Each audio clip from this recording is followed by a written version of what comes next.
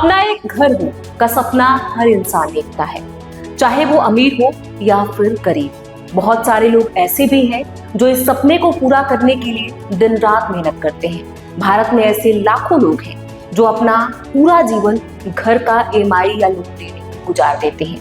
लेकिन क्या हो यदि आपके सपनों का घर एक पल में आपकी आंखों के सामने किसी बुलडोजर एक्शन का शिकार बन जाए। दरअसल बीते कुछ सालों में हमने ऐसे कई मामले देखे जिससे मिनटों में कई लोग बेघर हो गए, कई परिवार सड़क पर जीवन यापन करने को मजबूर हो गए।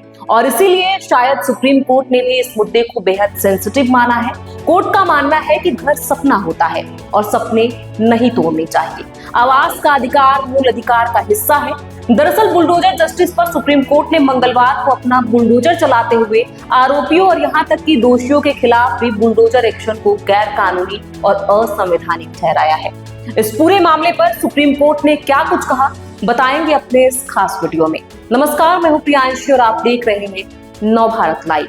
उत्तर प्रदेश समेत देश भर में बुलडोजर एक्शन को लेकर सुप्रीम कोर्ट सख्त रवैया अपनाए हुए है। प्रयागराज में एक वकील, एक प्रोफेसर और 3 महिला याचिकाकर्ताओं के घरों को 2021 में बुलडोजर से ध्वस्त कर दिया गया था। इस मामले की सुनवाई करते हुए सुप्रीम कोर्ट ने मंगलवार को कहा कि घर गिराने की प्रक्रिया असंवैधानिक थी। कोर्ट ने कहा कि घर ध्वस्त करने की ये मनमानी प्रक्रिया नागरिक अधिकारों का असंवेदनशील तरीके से हनन भी करता है। कोर्ट ने कहा कि यह हमारी अंतरात्मा को झकझोरता है और राइट टू शेल्टर, नोटिस और अन्य समुचित प्रक्रिया नाम की भी कोई चीज होती है जिसका पालन नहीं हुआ। कोर्ट ने प्रयागराज विकास प्राधिकरण को आदेश दिया है कि 5 पीड़ितों को 10-10 लाख रुपए का हर्जाना दिया जाए। सुप्रीम कोर्ट ने कहा कि जिस तरह से तोड़फोड़ की गई उस अमानवीय और गैर कानूनी कार्रवाई की वजह से मुआवजा लगाया जा रहा है। कोर्ट ने कहा कि तोड़फोड़ की कार्रवाई पूरी तरह से अवैध थी और आश्रय के अधिकार का उल्लंघन है। इस तरह से तोड़फोड़ करना प्रयागराज विकास प्राधिकरण की असंवेदनशीलता दर्शाता है। इसी मामले में सुनवाई के दौरान जस्टिस उज्जवल भुइयां ने यूपी के अंबेडकर नगर में 24 मार्च को हुए घटना को भी याद किया।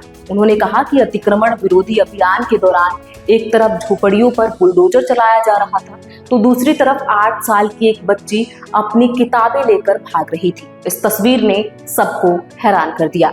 ये दुर्भाग्यपूर्ण स्थिति है जहां अवैध रूप से तोड़फोड़ की जा रही है और इसमें शामिल लोगों के पास निर्माण कार्य करने तक की क्षमता नहीं है।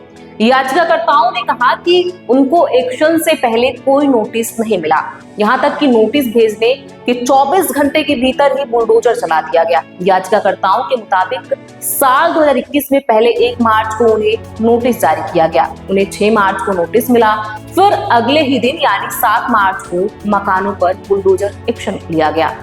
अधिवक्ता जुल्फिकार हैदर, प्रोफेसर अली अहमद और अन्य लोगों की याचिका पर कोर्ट ने सुनवाई की जिनके मकान ध्वस्त कर दिए गए थे। याचिकाकर्ताओं ने दलील दी कि प्रशासन और शासन को ये लगा कि ये संपत्ति गैंगस्टर और राजनीतिक पार्टी के नेता आतिक अहमद की है। इन सभी लोगों ने इलाहाबाद हाईकोर्ट में फरियाद की थी, लेकिन हाईकोर्ट ने घर गिराए जाने की कार्रवाई को चुनौती देने वाली उनकी याचिका खारिज कर दी थी। हाईकोर्ट से याचिका खारिज होने के बाद याचिकाकर्ताओं ने सुप्रीम कोर्ट का रुख किया था। आपको बता दें, सुनवाई के दौरान अटॉर्नी जनरल और वेंकटरमणि ने राज्य सरकार की कार्रवाई का बचाव करते हुए नोटिस देने में पर्याप्त उचित प्रक्रिया का पालन करने का भरोसा दिलाया। उन्होंने बड़े पैमाने पर अवैध कब्जों की ओर इशारा करते हुए कहा कि राज्य सरकार के लिए अनाधिकृत कब्जा छुड़वाना और इसे रोकना मुश्किल काम है। ऐसे में इस पूरी खबर पर आपकी क्या राय है, हमें कमेंट बॉक्स में लिख के जरूर बताइए। बहुत बहुत शुक्रिया।